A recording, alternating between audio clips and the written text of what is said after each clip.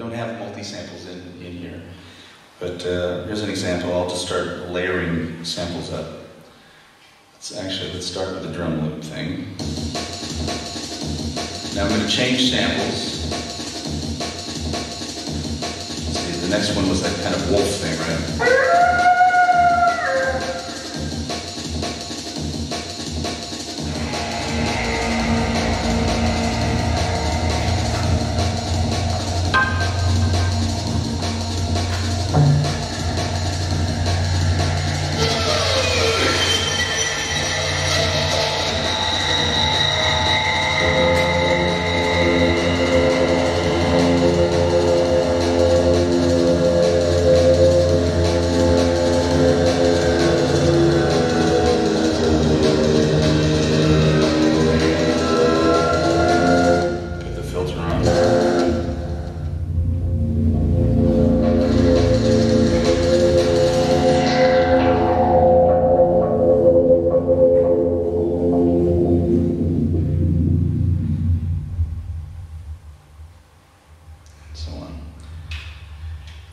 So we can have lots of fun with these things.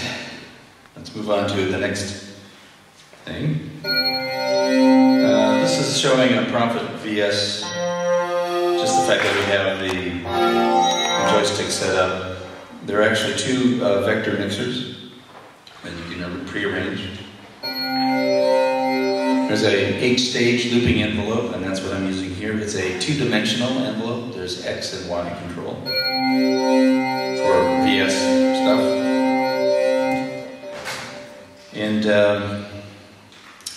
lastly, I'll show you this lead sound that I have with the joystick, and then I'll show you another version of it.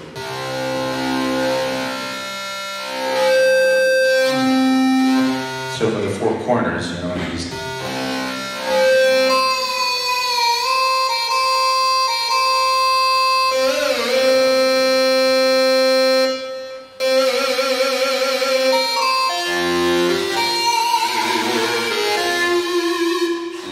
difficult to try to manipulate this pitch bending and so on. So we look at a new feature called a rotor.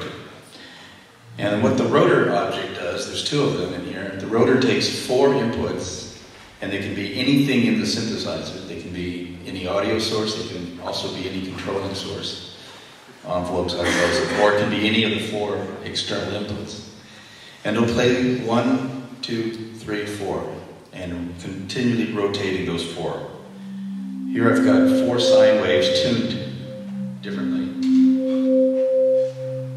And they're changing, the transition is very smooth. If I turn that off, now you'll hear the abrupt change, right?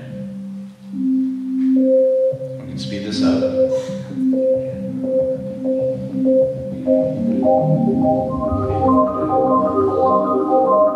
And if we crossfade in, and slow it down.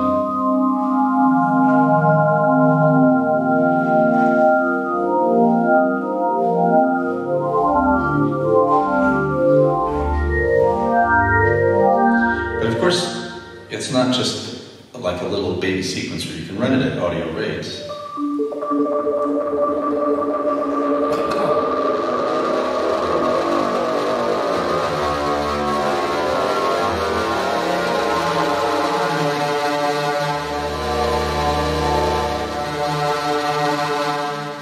Just track it from the keyboard, and it becomes now its own oscillating source.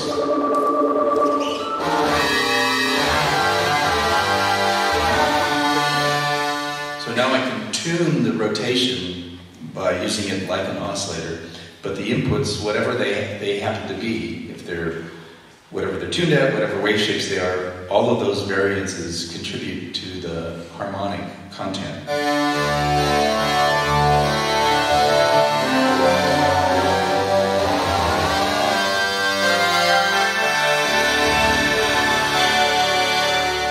We have 2 of these, so the idea was if you use these as audio oscillators, you can have them detuned nicely.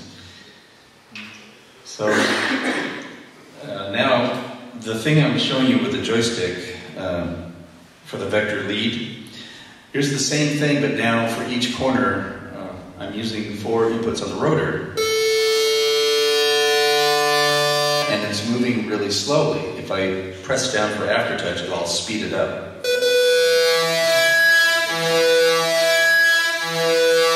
So if you play it cleverly, though, you don't always hear that. You can just bear down, let up, bear down, let up, as you wish the sound to progress, right?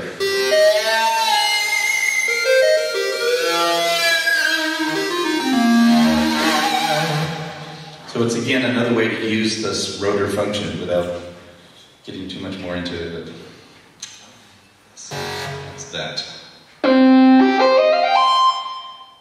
This example is from the old days when I was working for Moog, and you take the output of the synthesizer, you plug it back into itself, and you overdrive it, right? Always a very desirable sound in my mind, and never quite achievable on the plugins that I've heard. So anyway, now I'm taking the output of the VCA, and what I'll do is I'll turn up the level. It's at 39%. I'll turn it up, and you'll hear the overdrive.